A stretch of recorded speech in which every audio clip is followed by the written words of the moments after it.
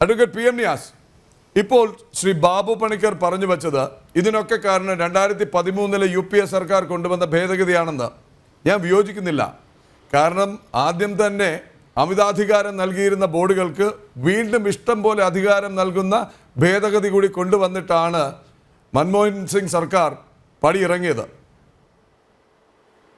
ഇപ്പോൾ അതിന് ഭേദഗതി കൊണ്ടുവന്നപ്പോൾ അങ്ങയുടെ പ്രിയപ്പെട്ട നേതാവ് KC വേണുഗോപാലിന്റെ നേതൃത്വത്തിൽ രാജ്യവ്യാപകമായി പ്രതിഷേധം, നിയമസഭയിൽ ഐകകണ്ഠേന പ്രമേയം പാസാക്കൽ, ആ ഉത്തരവാദിത്തത്തിൽ നിന്ന് ഒഴിഞ്ഞു മാറാനാകുമോ?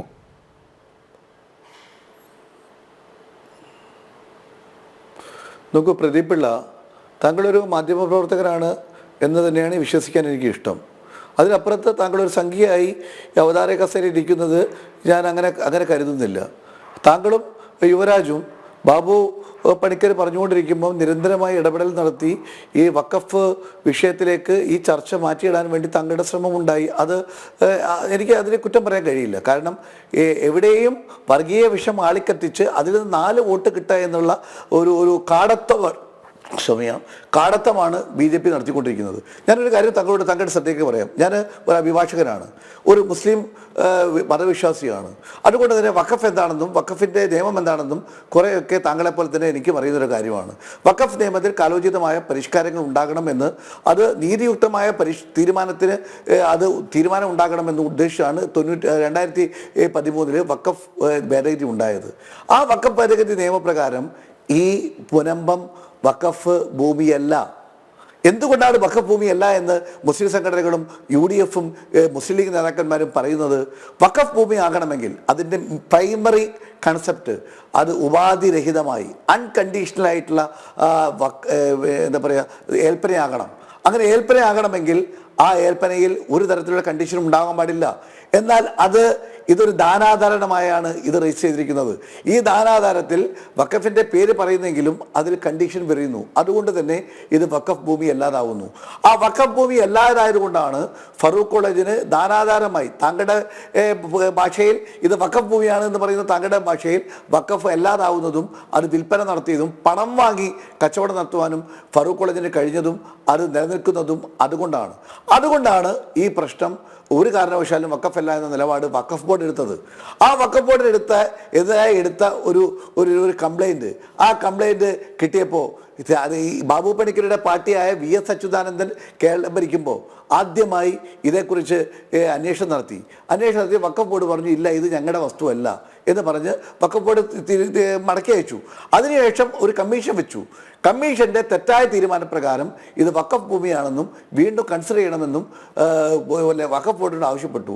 എന്നിട്ടും വഖഫ് ബോർഡ് അത് എടുക്കാതെ വന്ന് 3-4 വർഷങ്ങൾക്ക് ശേഷം വീണ്ടും കോടതിയിൽ ഒരു താല്പര്യപ്രകാരം സർക്കാരിൻ്റെ ഉത്തരവ്, ഈ അന്വേഷണ കമ്മീഷൻ്റെ ഉത്തരവ് നടപ്പിലാക്കണമെന്ന സർക്കാരിൻ്റെ ഉത്തരവ് കോടതി ചോദ്യം ചെയ്തപ്പോൾ സർക്കാരിൻ്റെ ഉത്തരവും അന്വേഷണ കമ്മീഷൻ്റെ ഉത്തരവ് പ്രകാരമുള്ള സർക്കാരിൻ്റെ തീരുമാനവും നടപ്പിലാക്കണമെന്ന് നിർദ്ദേശിക്കുക മാത്രമാണ് ഹൈക്കോടതി ചെയ്തത്. അതാണ് ഇപ്പോഴുള്ള പ്രശ്നം. ഞങ്ങളിപ്പോഴും പറയുന്നു വഖഫുമായി ബന്ധപ്പെട്ട ഭൂമിയല്ല ഇത്. അവിടെ കയ്യേറ്റക്കാരായുള്ള ആളുകൾ കയ്യേറ്റക്കാരുമല്ല, അവർ വില കൊടുത്ത് ഭൂമി വാങ്ങിയതാണ്. ആ വില കൊടുത്ത് ഭൂമി വാങ്ങിയ വസ്തു അവർക്ക് കൊടുക്കേണ്ടതാണ്. ഈ വസ്തുത ഞങ്ങൾക്കറിയാം, നിങ്ങൾക്കും അറിയാം, CPM-നും അറിയാം. പക്ഷെ CPM ഇക്കാര്യത്തിൽ കുറ്റകരമായ നിശബ്ദത പാലിച്ചു. എന്തിനു വേണ്ടി? അങ്ങ് തൃശ്ശൂരിൽ പൂരം കലക്കി നിങ്ങളെ ജയിപ്പിച്ചതുപോലെ ഇത്തരത്തിലുള്ള പ്രശ്നങ്ങൾ ഉണ്ടാക്കി നിങ്ങൾക്കത് അവസരം ഉണ്ടാക്കുവാൻ നേരത്തെ നിങ്ങൾ അവസരം ഉണ്ടാക്കിയല്ലോ. നിങ്ങൾക്ക് എല്ലാവർക്കും പറയാം ശബരിമലയിൽ ഒരു കോടതി വിധി നടപ്പിലാക്കണമെന്ന് ആവശ്യപ്പെട്ടുകൊണ്ട് മുന്നോട്ട് പോയപ്പോൾ നിങ്ങളുടെ നേതാക്കന്മാരല്ലേ പറഞ്ഞത് ഇത് BJP-ക്ക് കിട്ടാവുന്ന ഏറ്റവും സംഘപരിവാരത്തിന് കിട്ടാവുന്ന സുവർണാവസരമാണ്. ശബരിമലയിൽ കുഴപ്പമുണ്ടായത്, ശബരിമല പരിപാലനമാണ് എന്ന് ഞാൻ പോലും വിശ്വസിക്കുന്ന ശബരിമല അവിടെ കുഴപ്പമുണ്ടാക്കി, അടിയുണ്ടാക്കി, പ്രശ്നമുണ്ടാക്കി, സമരമുണ്ടാക്കി മുന്നോട്ട് കൊണ്ടുപോയപ്പം അത് സുവർണാവസരമാണ് എന്ന് പറഞ്ഞ പാർട്ടിയാണ് നിങ്ങളുടെ പാർട്ടി. ഇത് ഞങ്ങളെല്ലാവരും മാധ്യമതകൾക്കപ്പുറമായി ഒരു പൂരം എന്ന് പറയുന്നത് ക്ഷേത്രോത്സവമാണെങ്കിൽ പോലും അത് എല്ലാവരുടെയും ഉത്സവമായി കാണുന്ന തൃശ്ശൂർ പൂരം അടിച്ച് കലക്കി അത് അലങ്കോലമാക്കിയപ്പോൾ അത് സുവർണാവസരമായി കണ്ട് അവിടെ തെരഞ്ഞെടുപ്പിൽ ജയിച്ച ഏറ്റവും വലിയ വർഗീയ കഴുകന്മാരാണ് സംഘപരിവാർ എന്ന് കേരളത്തിലെ ജനങ്ങൾ വിശ്വസിക്കുന്ന ഒരു കാലത്താണ് നമ്മളിരിക്കുന്നത്. അപ്പോൾ ഇപ്പോഴും നിങ്ങളും യുവരാജും വളരെ ബുദ്ധിപൂർവ്വം അവിടെ പ്രശ്നമുണ്ട്, എല്ലായിടത്തും പ്രശ്നമുണ്ടാവും, പ്രശ്നങ്ങൾ പരിഹരിക്കാനാണ് ശ്രമിക്കേണ്ടത്. ഒരു രാഷ്ട്രീയ പാർട്ടി സംഘപരിവാറിനാവാം, പക്ഷേ BJP എന്ന രാഷ്ട്രീയ പാർട്ടി പ്രശ്നങ്ങൾ ഉണ്ടാകുന്ന വിവിധ സംഘടനകളോട് അവരുടെ അകലം പാലിച്ച് അതിന് നീതിയുക്തമായ പരിഹാരം ഉണ്ടാക്കണമെന്ന് ആവശ്യപ്പെടുന്നതിന് പകരം ഇത് ഹിന്ദു ഹിന്ദു സംഘടനകൾ എന്നതിനപ്പുറമായി ഒരു ക്രിസ്ത്യൻ മുസ്ലിം പ്രശ്നമാക്കി മാറ്റുവാൻ നിങ്ങൾ ശ്രമിച്ചു. ചേലക്കരയിൽ പോലും നിങ്ങളുടെ മൈനോറിറ്റി മോർച്ചയുടെ പേരടിച്ച് നിങ്ങൾ നോട്ടീസ് അടിച്ച് എന്താ പറയുന്നത്? ഈ മുസ്ലിങ്ങളെ ക്രിസ്ത്യാനികളെ നിങ്ങൾ ജാഗ്രത, ഈ മുസ്ലിം തീവ്രവാദികൾ നിങ്ങളുടെ സ്ഥലം കൈയടക്കാൻ ശ്രമിക്കുന്നു എന്ന് പറഞ്ഞു. നിങ്ങൾ പാലക്കാട് പറഞ്ഞത് എന്താ?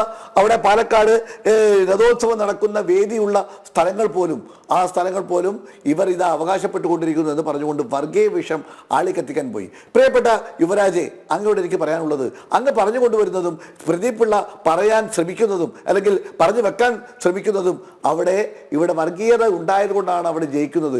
മുസ്ലിം പക്ഷപാതികളുടെ വലിയ രീതിയിലുള്ള മാറ്റമുണ്ടായതുകൊണ്ടാണ് അവിടെ വിജയമുണ്ടായത്. ഞാനൊരു കാര്യം തുറന്നു പറയാൻ ആഗ്രഹിക്കട്ടെ. ഈ 3 പഞ്ചായത്തുകൾ മാറ്റിവെക്കാം. മുനിസിപ്പാലിറ്റിയിലാണല്ലോ BJPയുടെ എല്ലാം ഉള്ളത്. 2 തവണയായി മുനിസിപ്പാലിറ്റി ഭരിച്ചുകൊണ്ടിരിക്കുകയാണല്ലോ. കഴിഞ്ഞ തവണ 7000 വോട്ടിന് ഭൂരിപക്ഷം ഉണ്ടായിരുന്ന സ്ഥലമാണല്ലോ. അവിടെ പല ഭാഗങ്ങളിലും പല ആളുകൾ മാത്രമായി താമസിക്കുന്ന സ്ഥലമല്ലേ. ഈസ്റ്റും വെസ്റ്റും നോർത്തും സൗത്തും. ഞാൻ ആ വിഭാഗങ്ങളെ കുറിച്ച് പറയേണ്ട കാര്യമില്ലല്ലോ.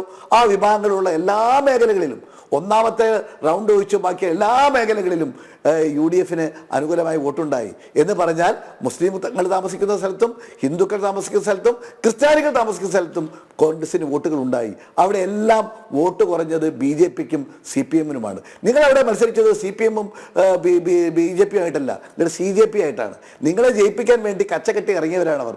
അതുകൊണ്ടാണല്ലോ നിങ്ങളുടെ പാർട്ടിയിൽ നിന്നും ഒരു നേതാവ് അദ്ദേഹം പാർട്ടി വിട്ട് പുറത്തേക്ക് ഇറങ്ങിയപ്പോൾ ഞങ്ങളിതാ അയാളെ സ്വീകരിക്കാൻ റെഡിയാവുമെന്ന് പറഞ്ഞ CPMകാരൻ അത് കോൺഗ്രസിലേക്ക് പോയപ്പോൾ അദ്ദേഹം വർഗീയവാദിയാണെന്ന് പറയുക മാത്രമല്ല, അദ്ദേഹത്തിൻ്റെ പഴയ പ്രസ്താവനകൾ മുസ്ലിം സംഘടനകളുടെ പത്രത്തിൽ മാത്രം പ്രസിദ്ധീകരിച്ച് മുസ്ലിങ്ങളെ കോൺഗ്രസിൽ അല്ലെങ്കിൽ UDFന് വോട്ട് ചെയ്യുന്നതിൽ നിന്ന് ഇല്ലാതാക്കി നിങ്ങളെ ജയിപ്പിക്കാനുള്ള ഒരു വലിയ തന്ത്രമാണല്ലോ പെട്ടി വിഷയത്തിലും അതുപോലെ മറ്റ് വിഷയങ്ങളിലുമൊക്കെ നിങ്ങൾ പരസ്പര ഉത്സാഹികളായി പ്രവർത്തിച്ചുകൊണ്ട് മുന്നോട്ട് പോയത്.